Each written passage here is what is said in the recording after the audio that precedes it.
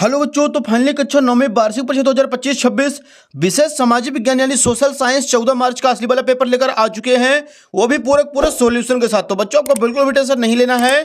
यदि आप इस वीडियो को शुरू से लेकर आज तक वॉच करते हैं तो 100% गारंटी है कि आपके सामाजिक विज्ञान में फुल नंबर आने वाले हैं और आप अपनी कक्षा में टॉप करने वाले हैं। तो चलिए बच्चों, बिना टाइम वेस्ट किए सबसे पहले आप देख लीजिए पेपर का फ्रंट पेज आपका कुछ इस टाइप का होने वाला है। एंड यहाँ पे दिए गए बच्चों सबसे पहले निर्देश और जो क्वेश्चन है बच्चों इसके अगले पेज से दिए गए हैं।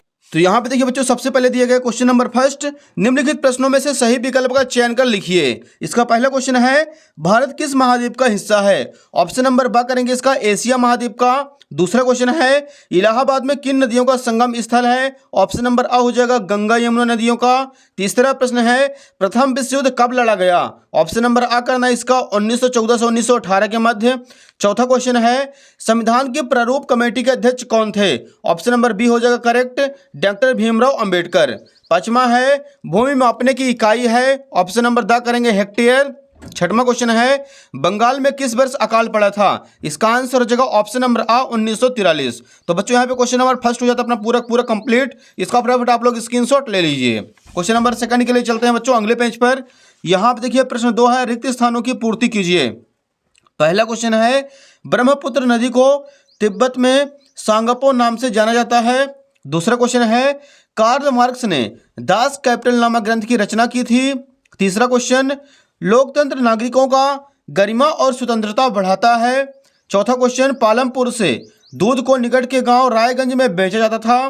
पांचवा प्रश्न है, 2011 की जनगणना के अनुसार भारत में साक्षरता दर 74.04% थी। और छठवां क्वेश्चन करेंगे, मतदान करने वाले को मतदाता कहा जाता है। तो बच्चों यहाँ पे क्वेश्चन नंबर दूसरा भी हो जाता है अपना पूरा कंप्लीट। इसका भी आप लोग फटाक से स्क्रीनशॉट ले लीजिए। नेक्स्ट देखिए यहाँ पे इसी के नीचे दिया गया क्वेश्चन नंबर तीसरा, निम्नलिखित जोड़ियों का सही मिलान कर लिखिए। एक साइड है आ, दूसरे साइड है बा। पहले नंबर देखिए बच्चों महानदी, इसका आंसर करेंगे छत्तीसगढ़ में है। दूसरा बच्चों ड्यूमा, रूस की संसद को कहा जाता है। तीसरा, देश का सर्वोच्च कानून संविधान कहते हैं। निर्धनता रेखा का आकलन राष्ट्रीय प्रतिदर सर्वेक्षण संगठन। पांचवा है राष्ट्रीय खाद्य सुरक्षा अधिनियम, इसका आंसर हो जाएगा 2013 में। और छठवां है चुनाव आयोग का कार्यकाल 6 वर्ष का होता है। तो बच्चों यहाँ पे क्वेश्चन नंबर तीसरा जो है वो भी अपना पूरा कंप्लीट हो चुका है, सही जोड़ी। इसका भी आप लोग फटाक से स्क्रीनशॉट ले लीजिए। क्वेश्चन नंबर 4 के लिए मूव करते हैं बच्चों अगले पेज पर।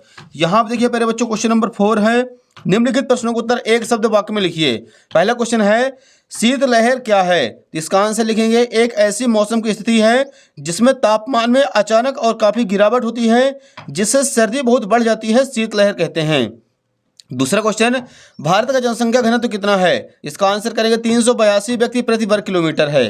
तीसरा बच्चों, युंग फोक क्या था? इसका आंसर हो जाएगा नात्सी युवा संगठन था।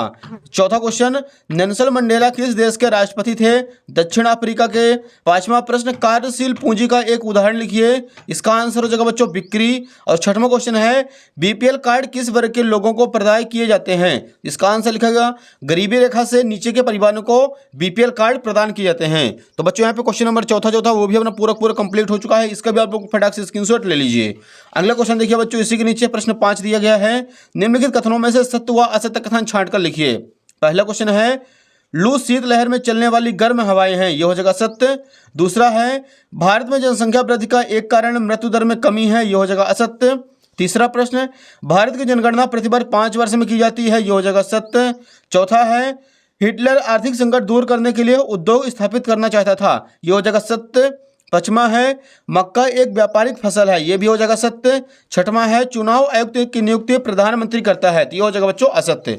तो बच्चों यहाँ पे क्वेश्चन नंबर 5 जो है वो भी अपना पूरा कंप्लीट हो चुका है। इसका भी आप लोग फटाफट स्क्रीनशॉट ले लीजिए और सारे प्रश्नों को आप लोगों को अच्छे से याद कर लेना है। इस पर देखिए बच्चों क्वेश्चन नंबर 6 है हमारे सामने, भारत के 3 और विस्तृत जलाशयों के नाम लिखिए। 13 बच्चों इसका उत्तर क्रमांक 6 का आंसर आपको यहाँ पर लिखना है। भारत के 3 और विस्तृत जलाशयों के नाम है, पूर्व में बंगाल की खाड़ी, पश्चिम में अरब सागर और दक्षिण में हिंद महासागर। अगला देखिए बच्चों 7वां नंबर क्वेश्चन है, मानसूनी वर्षा की विशेषताएं लिखिए कोई दो। तो यहाँ पे लिखेंगे उत्तर क्रमांक 7। पहला हो जाएगा मानसूनी वर्षा कृषि कार्य के लिए बहुत अहम है।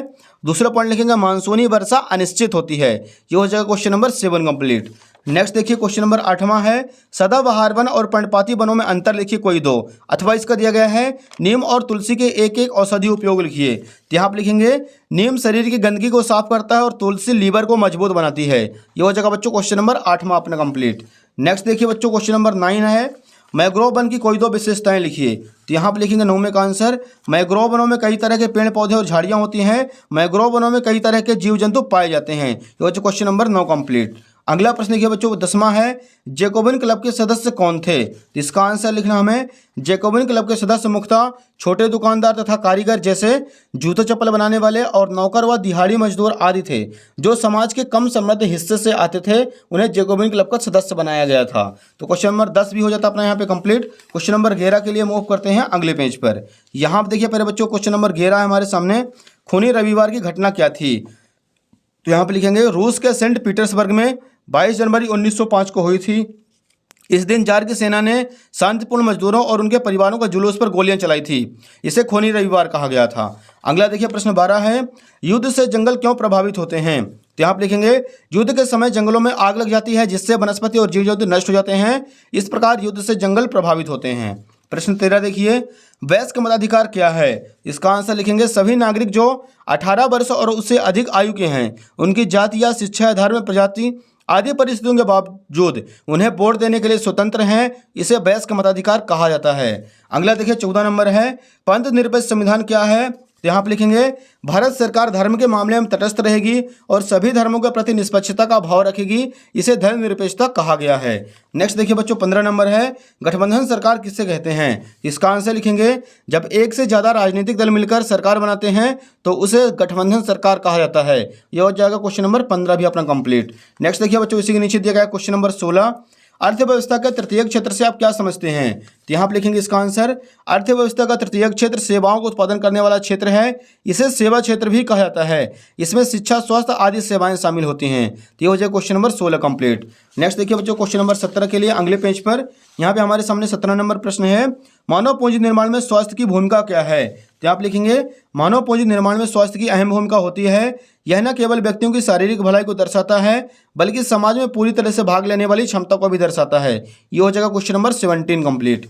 अगला देखिए बच्चों प्रश्न 18 है, रेशम मार्ग पर टिप्पणी लिखिए। तो यहाँ पे इसका आंसर लिखेंगे बच्चों उत्तर क्रमांक 18, रेशम मार्ग से बड़े पैमाने पर चीन के रेशम यूरोप, अफ्रीका तथा एशियाई देशों में भेजे जाते थे, इसलिए इस मार्ग का नाम रेशम मार्ग कहा गया या सिल्क जूट। रेशम मार्ग के जरिए रेशम हो गया, चाय, भारतीय मसाले, कपड़े, कीमती पत्थर, सोना, चांदी, शराब आदि का व्यापार होता था। रेशम मार्ग द्वारा संस्कृति, भाषा और विचारों का भी आदान प्रदान होता था। रेशम मार्ग एक महत्वपूर्ण ऐतिहासिक व्यापार मार्ग था। मार्को पोलो ने रेशम मार्ग से यात्रा करके चीन पहुंचे थे और वहां की सभ्यता को देखे थे। ये हो जाएगा बच्चों प्रश्न क्रमांक 18 अपना पूरा कंप्लीट। इसका भी आप लोग फटाक से स्क्रीनशॉट ले लीजिए। अगला प्रश्न देखिए बच्चों क्वेश्चन नंबर 19 है, औपनिवेशिक सरकार ने बेकार पड़ी भूमि को कृषि योग्य बनाने के लिए क्या योजना बनाई थी। तो ये रहा बच्चों 19 का आंसर लिखेंगे। प्रश्न उत्तर क्रमांक 19, ऐसी जमीन जिसमें ना कोई लगान मिलता था और ना ही उत्पादन होता था को अंग्रेजों ने बेकार माना तथा उसे कुछ खास लोगों को दे दी गई थी और कृषि कार्य हेतु उन्हें प्रोत्साहित किया गया था। कुछ लोगों को गांव का मुखिया बना दिया गया ताकि वे उस जमीन पर खेती कार्य को ठीक ढंग से करवा सकें। यह जमीन चरवाहों की थी और चरवाहे जिसका नियमित रूप से उपयोग करते थे। यह हो जाए क्वेश्चन नंबर 19 भी कंप्लीट। अगला देखिए बच्चों प्रश्न 20 है, भारत के राष्ट्रपति को कौन कौन सी शक्तियां प्राप्त हैं। इसका अथवा है प्रधानमंत्री पद के लिए क्या योग्यता होनी चाहिए। तो यहाँ पर लिखेंगे उत्तर क्रमांक 20 का अथवा प्रधानमंत्री पद के लिए निम्न योग्यता चाहिए। पहला हो जाएगा वह भारत का नागरिक हो, दूसरा वह कम से कम 25 वर्ष की आयु पूरी कर चुका हो, तीसरा वह लोकसभा का सदस्य होना चाहिए और चौथा पॉइंट वह किसी सरकारी लाभ के पद पर ना हो। तो ये हो जाएगा बच्चों उत्तर क्रमांक 20 भी अपना कंप्लीट। इसका भी आप लोग फटाक से स्क्रीनशॉट ले लीजिए।